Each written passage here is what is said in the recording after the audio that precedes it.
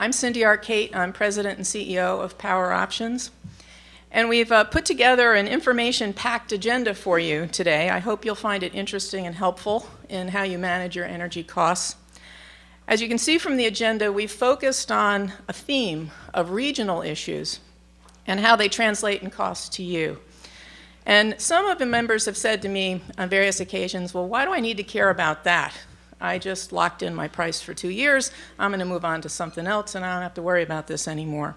So part of what I hope you'll get from today is why you should care. But let me tee it up for you from my perspective on why you should care. Some of the things we're going to talk about today are not the things that are included in the price that you've locked in, particularly transmission. And if you look at your bill from your local distribution company, you'll see that there's a separate line item for transmission.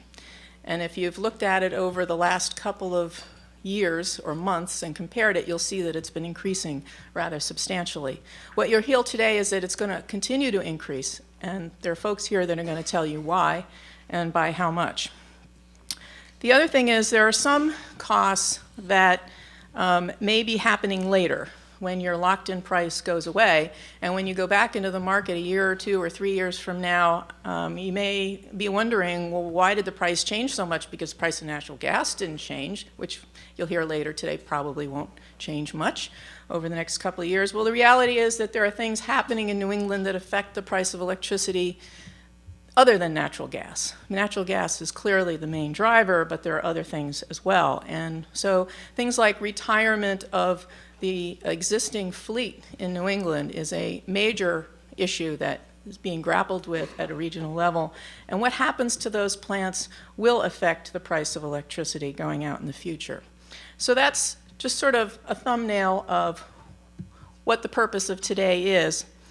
The speakers today are some of the most accomplished and recognized players in the New England energy industry.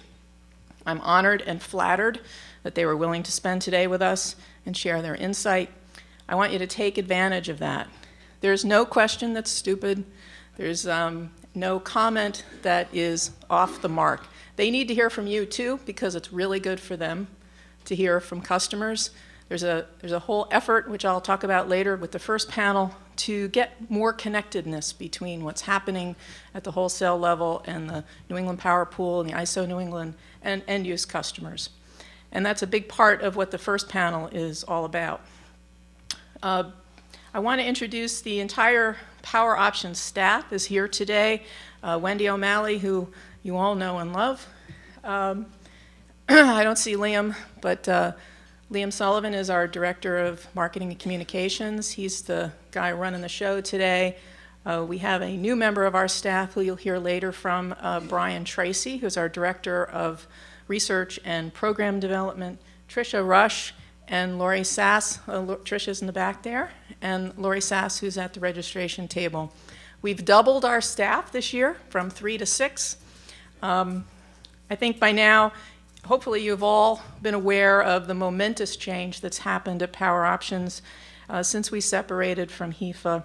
It's been very exciting, it's been going very well, and I hope it has been from your perspective as well. It took a lot of hard work and a lot of clear thinking from our leadership on the board.